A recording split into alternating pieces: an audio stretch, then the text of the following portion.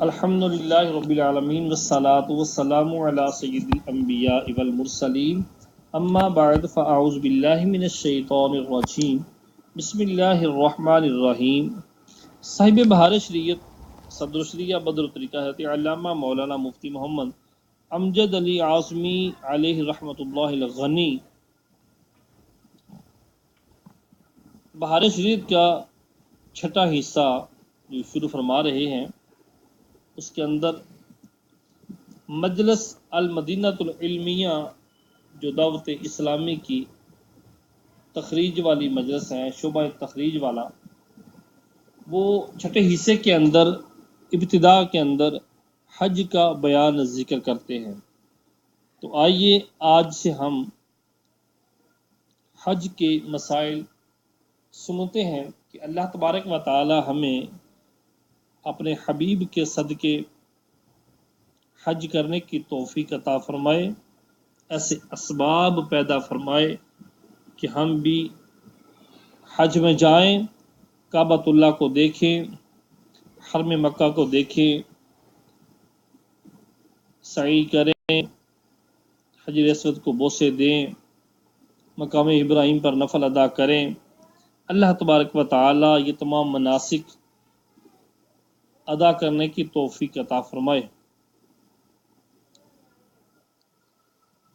ارشاد فرماتے ہیں نحمدہ ونصلی علی رسولہ الکریم، حج کا بیان۔ اللہ تبارک و تعالی قرآن کریم فرقان حمید میں ارشاد فرماتا ہے ان اول بیت وضع للناس للذی ببکۃ مبارکا وہدی للعالمین فیہ آیات بینات مقام ابراہیم ومن دخلہ کان آمنا وَلِلَّهِ عَلَى النَّاسِ حِجُّ الْبَيْتِ مَنِ اسْتَطَاعَ إِلَيْهِ سَبِيلًا وَمَنْ كَفَرَ فَإِنَّ اللَّهَ غَنِيٌّ عَنِ الْعَالَمِينَ۔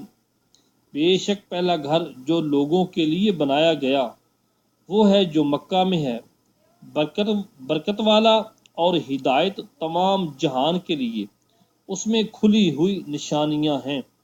مقام ابراہیم اور جو شخص اس میں داخل ہوا بامن ہے، اور اللہ عز و جل کے لیے لوگوں پر بیت اللہ کا حج ہے۔ جو شخص باعتبار راستہ کے اس کی طاقت رکھے اور جو کفر کرے، اللہ عز و جل سارے جہان سے بے نیاز ہے۔ اور فرماتا ہے وَأَتِمُّ الْحَجَّ وَالْعُمْرَةَ لِلَّهِ، حج و عمرہ کو اللہ عز و جل کے لیے پورا کرو۔ حدیث نمبر 1 صحیح مسلم شریف میں ابو ہریرہ رضی اللہ تعالیٰ عنہ سے مروی، رسول اللہ صلی اللہ تعالیٰ علیہ وآلہ وسلم نے خطبہ پڑھا اور فرمایا اے لوگو تم پر حج فرض کیا گیا لہٰذا حج کرو۔ ایک شخص نے عرض کی کیا ہر سال یا رسول اللہ صلی اللہ تعالیٰ علیہ وآلہ وسلم؟ حضور صلی اللہ علیہ وآلہ وسلم نے سکوت فرمایا، خاموشی اختیار کی۔ انہوں نے 3 بار یہی کلمہ کہا، ارشاد فرمایا اگر میں ہاں کہہ دیتا تو تم پر واجب ہو جاتا اور تم سے نہ ہو سکتا۔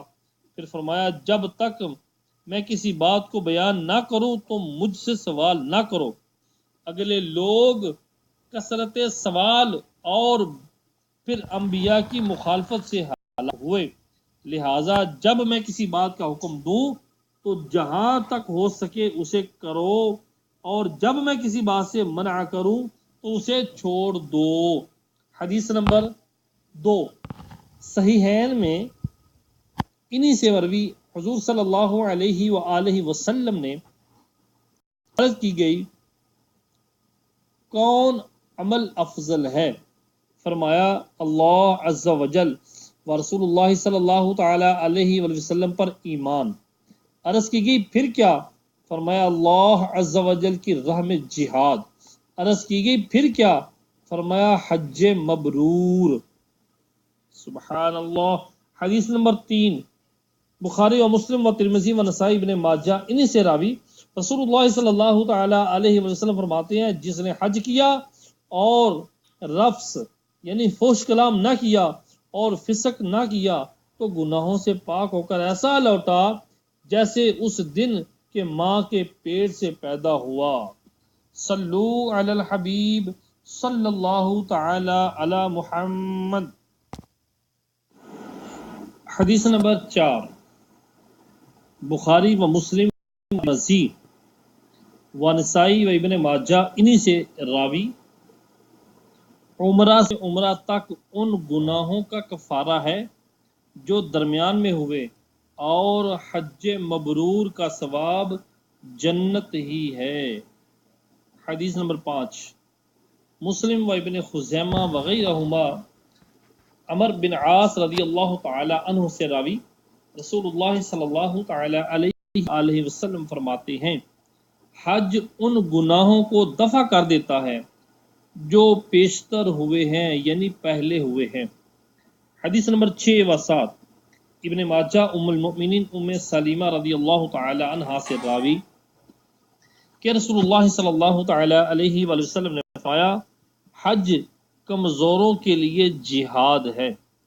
اور ام المؤمنین صدیقہ رضی اللہ تعالی عنہا سے ابن ماجہ نے روایت کی کہ میں نے عرض کی، یا رسول اللہ علیہ وسلم، عورتوں پر جہاد ہے؟ فرمایا ہاں، ان کے ذمہ وہ جہاد ہے جس میں لڑنا نہیں، حج اور عمرہ۔ اور صحیحین میں انہی سے مروی کہ فرمایا تمہارا جہاد حج ہے۔ حدیث نمبر 8، ترمذی و ابن خزیمہ و ابن حبان عبداللہ بن مسعود رضی اللہ تعالیٰ عنہ سے راوی، حضور اقدس صلی اللہ تعالی علیہ وآلہ وسلم فرماتے ہیں، حج و عمرہ محتاجی اور گناہوں کو ایسے دور کرتے ہیں جیسے بھٹی لوہے اور چاندی اور سونے کے میل کو دور کرتی ہے، اور حج مبرور کا ثواب جنت ہی ہے۔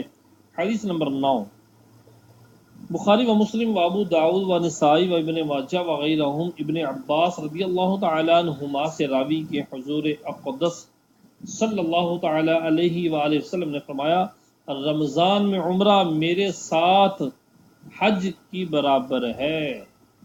حدیث نمبر 10، بزار نے ابو موسیٰ رضی اللہ تعالیٰ عنہ سے روایت کی کہ حضور صلی اللہ علیہ وآلہ وسلم نے فرمایا، حاجی اپنے گھر والوں میں سے 400 کی شفاعت کرے گا اور گناہوں سے ایسا نکل جائے گا جیسے اس دن کے ماں کے پیٹ سے پیدا ہوا۔ حدیث نمبر 11 و 12، بہقی ابو ہریرہ رضی اللہ عنہ سے راوی کہ میں نے ابو القاسم صلی اللہ تعالی علیہ وآلہ وسلم کو فرماتے سنا، جو خانہ کعبہ کے قصد سے آیا، یعنی ارادے سے آیا، اور اونٹ پر سوار ہوا، تو اونٹ جو قدم اٹھاتا اور رکھتا ہے اللہ تعالیٰ اس کے بدلے اس کے لیے نیکی لکھتا ہے اور خطا کو مٹاتا ہے اور درجہ بلند فرماتا ہے، یہاں تک کہ جب کعبہ معظمہ کے پاس پہنچا اور طواف کیا اور صفا و مروہ کے درمیان سعی کی، پھر سر منڈایا یا بال قطروائے تو گناہوں سے ایسا نکل گیا جیسے اس دن کے ماں کے پیٹ سے پیدا ہوا۔ اور اسی کی مثل عبداللہ بن عمر رضی اللہ تعالیٰ عنہما سے مروی۔ حدیث نمبر 13، ابن خزیمہ و حاکم ابن عباس رضی اللہ تعالیٰ عنہما سے روایت کرتے ہیں کہ رسول اللہ صلی اللہ تعالی علیہ وآلہ وسلم فرماتے ہیں، جو مکہ سے پیدل حج کو جائے یہاں تک کہ مکہ واپس آئے، اس کے لیے ہر قدم پر 700 نیکیاں حرم شریف کی نیکیوں کے مثل لکھی جائیں گی۔ کہا گیا حرم کی نیکیوں کی کیا مقدار ہے؟ فرمایا ہر نیکی 1,00,000 نیکی ہے۔ تو اس حساب سے ہر قدم پر 700 نیکیاں، 7 کروڑ نیکیاں ہوئیں۔ واللہ ذو الفضل العظیم۔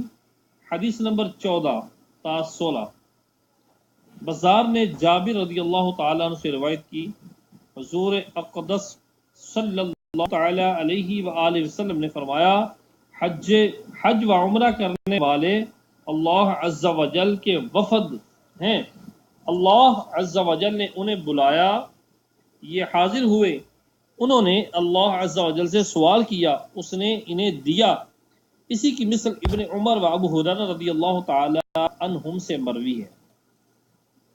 حدیث نمبر 17، بزار و طبرانی ابو ہریرہ رضی اللہ تعالی عنہ سے راوی کہ حضور صلی اللہ علیہ وآلہ وسلم نے فرمایا، حاجی کی مغفرت ہو جاتی ہے، اور حاجی جس کے لیے استغفار کرے اس کے لیے بھی۔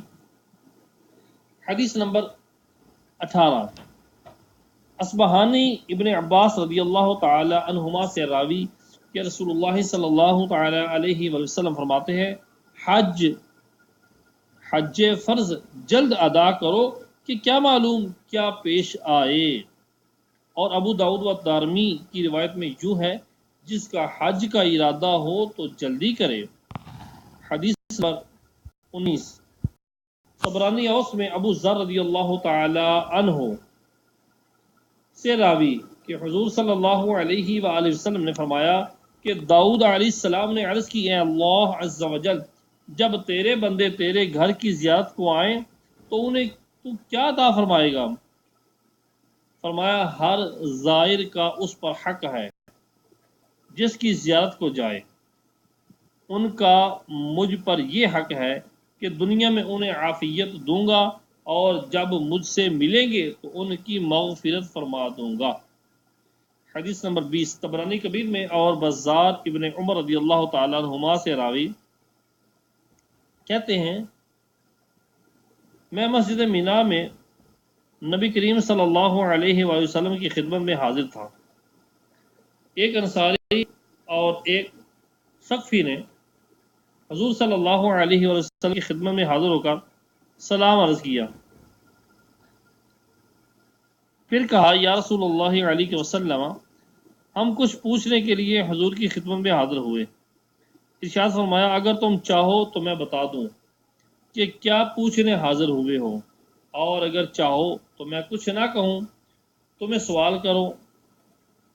عرض کی، یا رسول اللہ علیہ وسلم، ہمیں بتا دیجئے۔ ارشاد فرمایا، تو اس لیے حاضر ہوا ہے کہ گھر سے نکل کر بیت الحرام کے قصد سے جانے کو دریافت کرے، اور یہ کہ اس میں تیرے لیے کیا ثواب ہے، اور طواف کے بعد 2 رکعتیں پڑھنے کو، اور یہ کہ اس میں تیرے لیے کیا ثواب ہے، اور صفا و مروہ سعی کو، اور یہ کہ اس میں تیرے لیے کیا ثواب ہے، اور عرفہ کی شام کے وقوف کو، اور تیرے لیے اس میں کیا ثواب ہے، اور جمار کی رمی کو، اور اس میں تیرے لیے کیا ثواب ہے، اور قربانی کرنے کو، اور اس میں تیرے لیے کیا ثواب ہے، اور اس کے ساتھ طواف افادہ کو، کہ اس میں تیرے لیے کیا ثواب ہے۔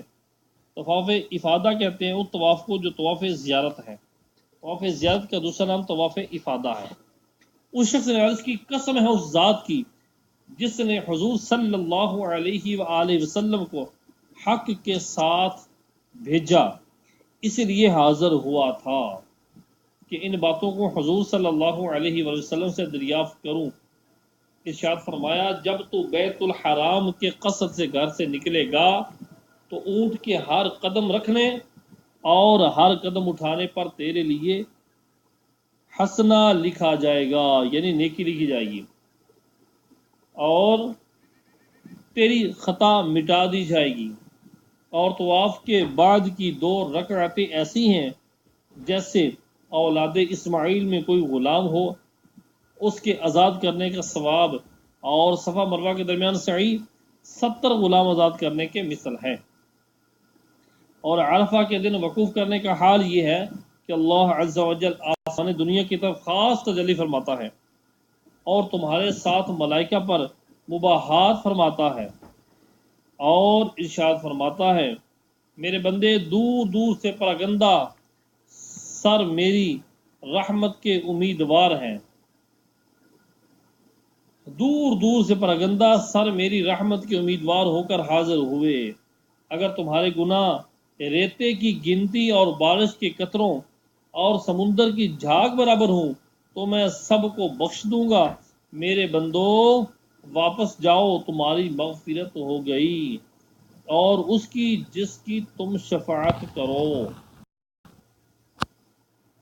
اللہ اکبر، یعنی ملائکہ پر فخر فرماتا ہے، مباحات یعنی فخر فرماتا ہے اور ارشاد فرماتا ہے کہ میرے بندو دور دور سے پراگندہ بال لے کر آئے ہو میری رحمت کی امید کرتے ہوئے، اللہ اکبر، تمہیں بھی بخش دیا، اور جن کی تم شفاعت کرو گے ان کی بھی مغفرت ہوگی، اور جمروں پر رمی کرنے میں ہر کنکری پر ایک ایسا کبیرہ گناہ مٹا دیا جائے گا جو ہلاک کرنے والا ہے، اور قربانی کرنا تیرے رب کی حضور تیرے لیے ذخیرہ ہے، اور سر مڈانے میں ہر بال کے بدلے میں حسنہ لکھا جائے گا اور ایک گناہ مٹایا جائے گا۔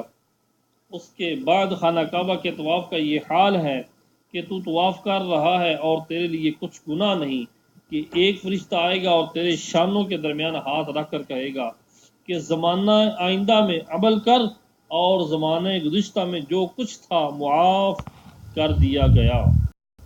حدیث نمبر 21۔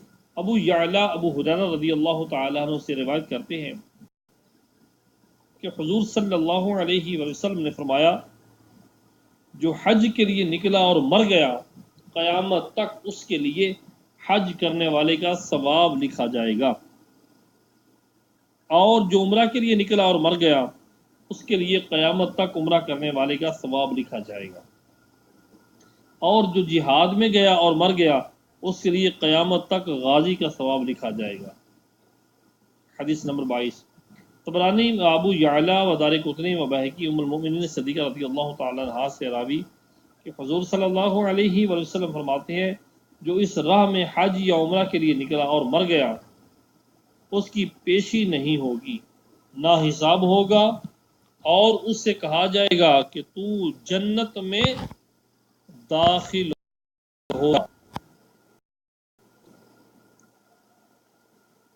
حدیث نمبر 23۔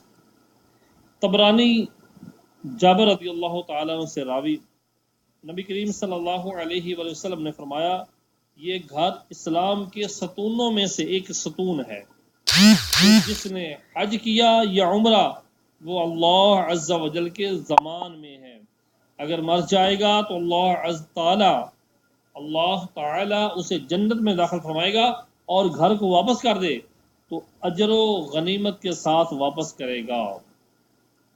حدیث نمبر 24 و 25۔ دارمی ابو امامہ رضی اللہ تعالیٰ عنہ سے راوی کہ رسول اللہ صلی اللہ تعالی علیہ وسلم نے فرمایا، جسے حج کرنے سے نہ حاجت ظاہرہ مانے ہو، نہ بادشاہ ظالم، نہ کوئی ایسا مرض جو روک دے، پھر بغیر حج کیے مر گیا تو چاہے یہودی ہو کر مرے یا نصرانی ہو کر، اللہ اکبر۔ اسی کی مثل ترمذی نے علی رضی اللہ تعالیٰ عنہ سے روایت کی۔ حدیث نمبر 26۔ ترمذی و ابن عمر رضی اللہ تعالی عنہ سے راوی، ترمذی، ابن ماجہ، ابن عمر رضی اللہ تعالیٰ سے راوی، ایک شخص نے عرض کی کہ کیا چیز حج کو واجب کرتی ہے؟ فرمایا، توشہ اور سواری۔ حدیث نمبر 27۔ شرح سنت میں انہی سے مروی، کسی نے عرض کی، یا رسول اللہ علیہ وسلم، حاجی کو کیسا ہونا چاہیے؟ فرمایا، پراگندہ سر ہو، میلا کچیلا۔ دوسرے نے عرض کی، یا رسول اللہ علیہ وسلم، حج کا کون سا عمل افضل ہے؟ فرمایا، بلند آواز سے لبیک کہنا اور قربانی کرنا۔ کسی اور نے عرض کی، سبیل کیا ہے؟ فرمایا، توشہ اور سواری۔ حدیث نمبر 28۔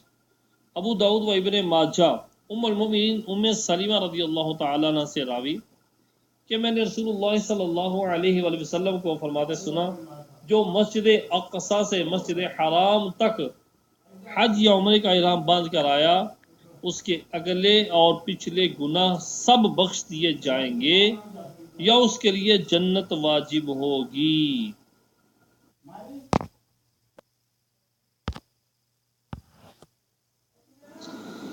مسائل فقہ، یہاں سے صاحب بہار شریعت حضرت علامہ مولانا مفتی صاحب حج کے مسائل کا ذکر بالتفصیل بیان کریں گے۔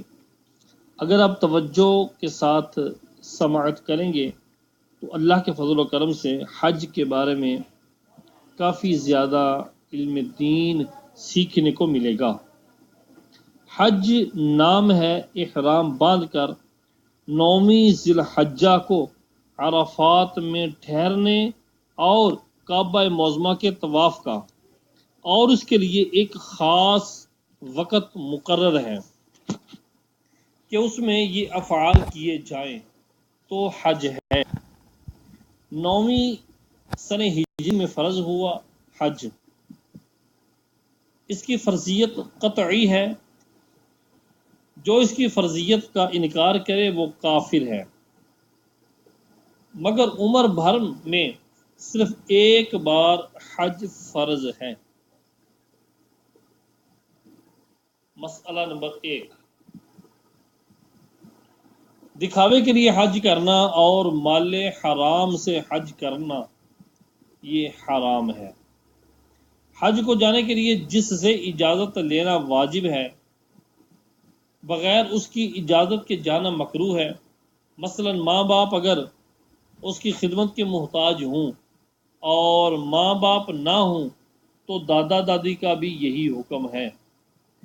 یہ حج فرض کا حکم ہے، اور نفل ہو تو مطلقاً والدین کی اطاعت ضروری ہے۔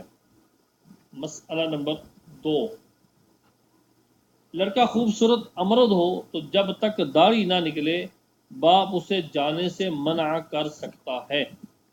نمبر 3، جب حج کے لیے جانے پر قادر ہو، قدرت رکھتا ہو، حج فوراً فرض ہو گیا یعنی اسی سال میں، اور اب تاخیر گناہ ہے اور چند سال تک نہ کیا تو فاسق ہے، اور اس کی گواہی مردود یعنی قبول نہیں، مگر جب کرے گا حج ادا ہی ہے، قضا نہیں۔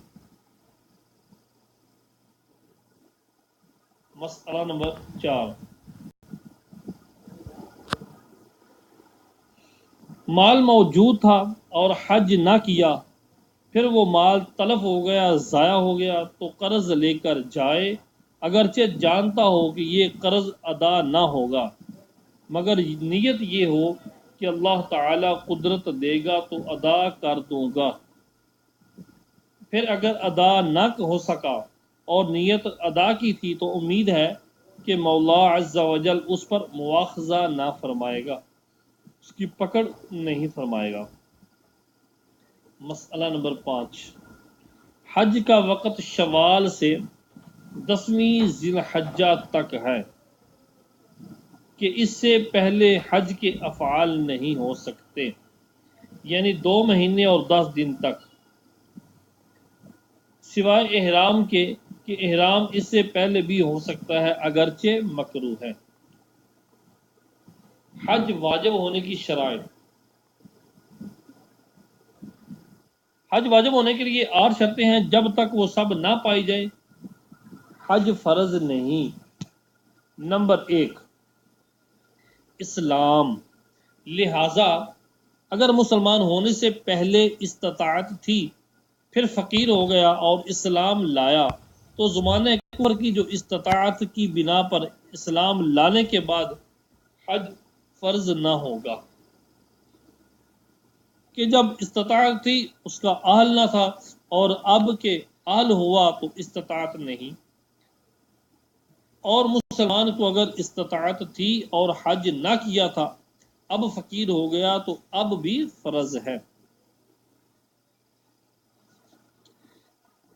مسئلہ نمبر 7، حج کرنے کے بعد مرتد ہو گیا، اللہ اکبر، العیاذ باللہ، حج کرنے کے بعد معاذ اللہ مرتد ہو گیا۔ مرتد کیا ہے؟ مرتد وہ شخص ہے کہ اسلام کے بعد کسی ایسے امر کا، کسی ایسے حکم کا انکار کرے جو ضروریات دین سے ہو، یعنی زبان سے کلمہ کفر بکے جس میں تعویل صحیح کی گنجائش نہ ہو۔ یوں ہی بعض افعال بھی ایسے ہیں جن سے کافر ہو جاتا ہے، مثلا بت کو سجدہ کرنا یا قرآن شریف کو نجاست کی جگہ پھینک دینا وغیرہ وغیرہ۔ اس کی وضاحت بہار شریف کے حصہ نمبر 9 کے اندر جو مرتد کا بیان ہے اس کے اندر بالتفصیل مطالعہ کیا جا سکتا ہے۔ تو حج کرنے کے بعد معاذ اللہ اگر مرتد ہو گیا پھر اسلام لایا تو اگر استطاعت ہو تو پھر حج کرنا فرض ہے، کہ مرتد ہونے سے حج وغیرہ سب اعمال باطل ہو گئے، ختم ہو گئے۔ یوں ہی اگر اثناء حج میں مرتد ہو گیا، حج کے دوران مرتد ہو گیا تو احرام باطل ہو گیا، اور اگر کافر نے احرام باندھا تھا پھر اسلام لایا تو اگر پھر سے احرام باندھا اور حج کیا تو ہوگا، ورنہ نہیں۔ دوسری شرط حج فرض ہونے کے لیے دارالحرب میں ہو، تو یہ بھی ضروری ہے، دارالحرب میں ہو تو یہ بھی ضروری ہے کہ جانتا ہو کہ اسلام کے فرائض میں حج ہے۔ دارالحرب کی وضاحت انشاءاللہ العزیز وقت مناسب پہ کی جائے گی کہ دارالحرب کس علاقے کو کہتے ہیں۔ لہذا اس وقت استطاعت تھی، یہ مسئلہ معلوم نہ تھا، اور جب معلوم ہوا اس وقت استطاعت نہ ہو تو فرض نہ ہوا۔ اور جاننے کا ذریعہ یہ ہے کہ دو مردوں یا ایک مرد اور دو عورتوں نے جن کا فاسق ہونا ظاہر نہ ہو اسے خبر دیں، اور ایک عادل نے خبر دی، جب بھی واجب ہو گیا۔ اور دارالاسلام میں ہے تو اگرچہ حج فرض ہونا معلوم نہ ہو تو فرض ہو جائے گا، کہ دارالاسلام میں فرائض کا علم نہ ہونا عذر نہیں ہے۔ حج فرض ہونے کے لیے تیسری شرط ہے بلوغ، بالغ ہونا۔ نابالغ نے حج کیا یعنی اپنے آپ جبکہ سمجھ وال ہوں، سمجھدار ہوں، یا اس کے ولی نے اس کی طرف سے احرام باندھا جبکہ نہ سمجھ ہو، بہرحال وہ حج نفل ہوا۔ حجت الاسلام یعنی حج فرض کے قائم مقام نہیں ہو سکتا۔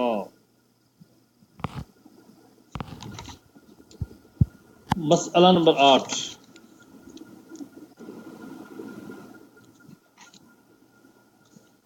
نابالغ نے حج کا احرام باندھا اور وقوف عرفہ سے پیشتر بالغ ہو گیا، تو اگر اسی پہلے احرام پر رہ گیا تو حج نفل ہوا، حجت الاسلام نہ ہوا، یعنی حج فرض کے قائم مقام نہ ہوا۔ اور اگر سرے سے احرام باندھ کر وقوف عرفہ کیا تو حجت الاسلام ہوا، یعنی حج فرض کے قائم مقام ہو گیا۔ حج فرض ہونے کے لیے چوتھی شرط ہے عاقل ہونا، عقل کا ہونا۔ مجنون پر حج فرض نہیں۔ مسئلہ نمبر 9، مجنون تھا اور وقوف عرفہ سے پہلے جنون جاتا رہا اور نیا احرام باندھ کر حج کیا تو یہ حج حجت الاسلام ہو گیا، ورنہ نہیں۔ بہرا بھی مجنون کے حکم میں ہے۔ مسئلہ نمبر 10، حج کرنے کے بعد مجنون ہوا پھر اچھا ہوا تو اس جنون کا حج پر کوئی اثر نہیں، یعنی اب اسے دوبارہ حج کرنے کی ضرورت نہیں۔ اگر احرام کے وقت اچھا تھا پھر مجنون ہو گیا اور اسی حالت میں افعال ادا کیے، پھر برسوں کے بعد ہوش میں آیا تو حج فرض ادا ہو گیا، حج فرض ادا ہو گیا۔ فرض ہونے کے لیے پانچویں شرط ہے آزاد ہونا۔ باندی غلام پر حج فرض نہیں، اگرچہ مدبر یا مکاتب یا ام ولد ہوں، یہ تینوں غلام ہوتے ہیں۔ مدبر یعنی وہ غلام جس کی نسبت، جس کے بارے میں مولا نے کہا کہ تو میرے مرنے کے بعد آزاد ہے، یہ مدبر ہے۔ اور مکاتب کیا ہوتا ہے؟ یعنی وہ غلام جس کا آقا مال کی ایک مقدار مقرر کر کے یہ کہہ دے کہ اتنا ادا کر دے تو آزاد ہے، اور غلام اسے بھی قبول بھی کر لے، یہ مکاتب کیا رہے گا۔ اور ام ولد یعنی وہ لونڈی جس کے بچہ پیدا ہوا اور مولا نے اقرار کیا یہ بچہ میرا ہے، اب وہ بچی ام ولد کہلائے گی۔ تفصیلی وضاحت کے لیے بہار رشید کا حصہ نمبر 9 جو ہے وہ مطالعہ کیا جا سکتا ہے غلام کے حکام کے بارے میں۔ جی، تو باندی غلام پر حج فرض نہیں، اگرچہ مدبر یا مکاتب یا ام ولد ہوں، اگرچہ ان کے مالک نے حج کرنے کی اجازت دے دی، اگرچہ وہ مکہ ہی میں ہوں۔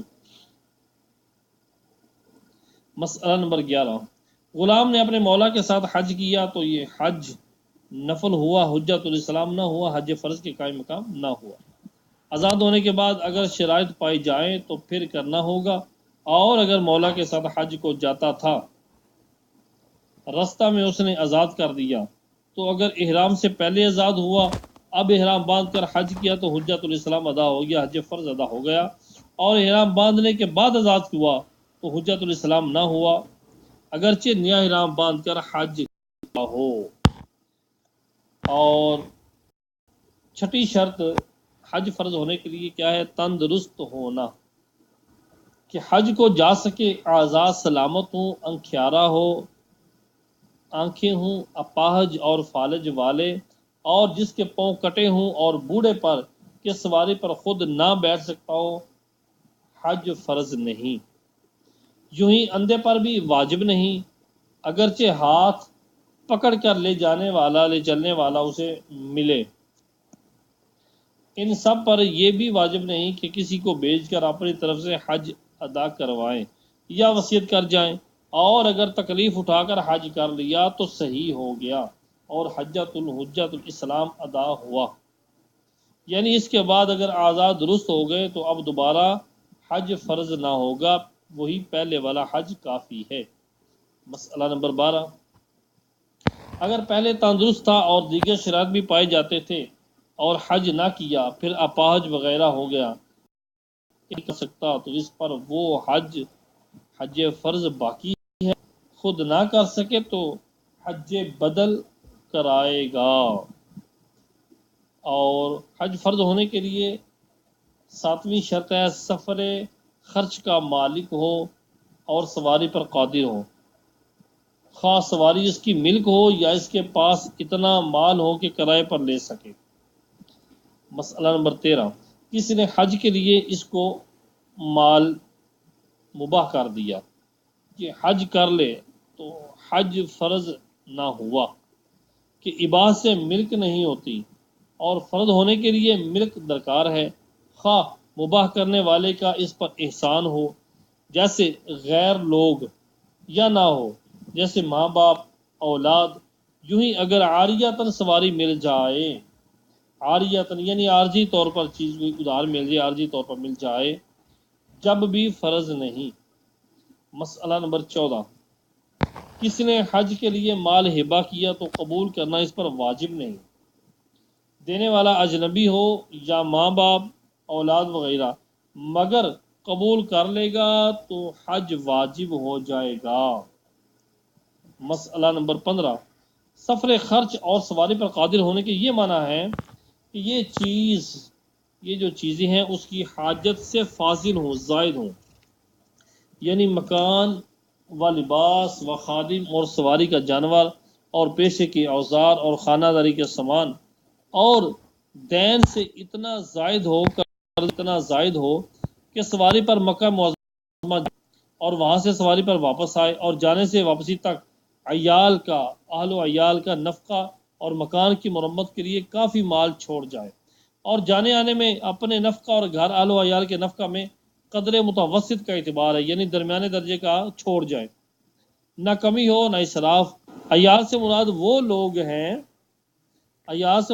لوگ ہیں جن کا نفقہ اس پر واجب ہے، یہ ضروری نہیں کہ آنے کے بعد بھی وہاں اور یہاں کے خرچ کے بعد کچھ باقی بچے۔ مسئلہ نمبر 16، سواری سے مراد اس قسم کی سواری ہے کہ عرفاً اور عادتاً اس شخص کے حال کے موافق ہو۔ مثلا اگر متمول مالدار آرام پسند ہو